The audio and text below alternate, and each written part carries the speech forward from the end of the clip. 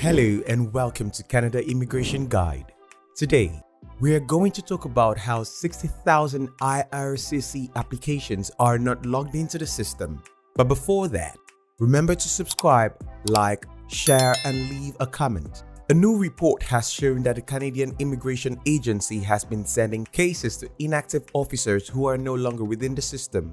As of the month of February this year, 59,456 open, pending, and reopened applications had been given to 779 retired personnel or dormant computer placeholder codes. The purpose of these codes was to keep applicants in line. So, what is going on in the Canadian Immigration Department and why are they assigning inactive officers applications? Well, let's get started. Mismanagement has reportedly led the processing of close to 60,000 applications to come to a halt, as stated in a recent request made under the Access to Information and Privacy (ATIP) Act. As a result of the ATIP request that was submitted by the Canadian Broadcast Corporation (CBC), it was discovered that 779 inactive officers at Immigration, Refugees and Citizenship Canada (IRCC) had been assigned the responsibility of processing 59,456 applications that were either incomplete or had been reopened. The Global Case Management System (GCMS) is the centralized system that the IRCC uses to handle requests for immigration and citizenship services. And inactive officers are users who no longer access or utilize the GCMS. Regardless, officers who had previously been inactive at Canadian border crossing points, processing facilities, airports, and consulates in Brazil, the Philippines, the United States, and other nations were handed active cases to work on. The ATIP request also contained information on the unique placeholder codes of inactive immigration officers, the date of their most recent login to GCMS, and the number of applications that were assigned to them. The only way for IRCC officials to be publicly identified is through the use of these placeholder codes, which candidates may see on their GCMS notes. Requests for GCMS notes are submitted by individuals in accordance with the ATIP in order to get IRCC comments on their immigration applications.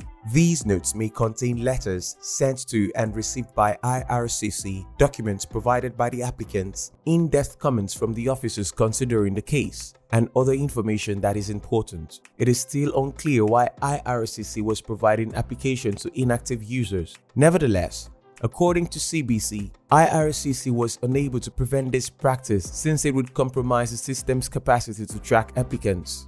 Earlier this year, CBC News published a series of articles that detailed the experiences of several individuals whose cases were assigned to the same IRCC officer, only known to them as DM10032, who disregarded their cases primarily for years. They were all caught in a limbo state related to immigration. Within a few months after the news became public, applications that were located to that officer, whom the department admitted was a present employee, started to see tremendous movement on their files. The Canadian Broadcasting Corporation (CBC) issued a request for access to information to Immigration, Refugees and Citizenship Canada (IRCC) in January, demanding a list of all inactive staff and the placeholder codes that are currently supplied to applicants. And later, a list including hundreds of codes as of February 2022 was discovered in the data from the departments that was supplied in October. This list was described as a blend of prior staff who are no longer active and computer placeholders. These codes are utilized at a wide variety of locations across the globe, including airports, border ports, and processing facilities in Canada, as well as consulates and embassies in countries such as the United States of America, the Philippines, India, Haiti, Poland, Brazil, and Tunisia,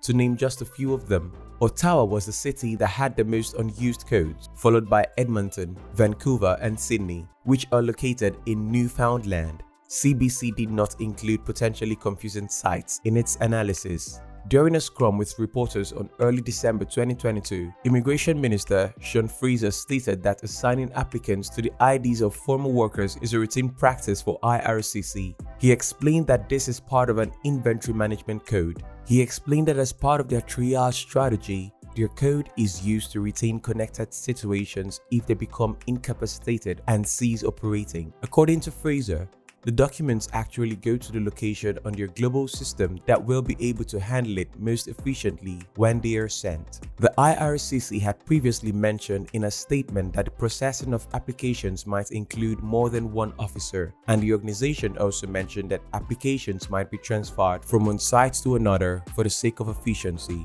Moreover, the Immigration, Refugees and Citizenship Commission of Canada (IRCC) has made an attempt to take action in response to heightened scrutiny and the continued requirements to welcome immigrants into Canada. In order to expedite the processing of applications, the department has promised to implement more advanced data analytics and has hired 1,250 extra workers to meet these requirements. It is also committed to spending millions of dollars to establish a new department-wide digital system that would eventually replace the GCMS by the year 2023. The number of applicants still waiting for their applications to be processed has decreased in recent times and was at 2.2 million as of the 9th of December 2022.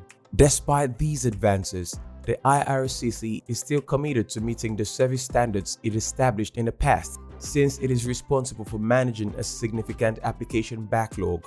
This has a more obvious influence on immigration streams that have more limited goals, such as the Parents and Grandparents Program (PGP), which is selected on a yearly basis and is based on a lottery method. In contrast to the techniques that were utilized in the past, IRCC just recycled the applications that were submitted to its 2020 pool throughout the course of the preceding 2 years. This adjustment will have a far more detrimental effect on older PGP applicants than it would on younger ones. Even though the department made some headway in 2022, it is abundantly clear that the IRCC has not yet reached the application levels it had prior to the pandemic. The department must continue to address these deficiencies in order to restore service standards and normalcy to the application processing, and continues to commit to more measures in coming years. So, do you think that the IRCC will be able to resolve this issue, and how fast can they do that?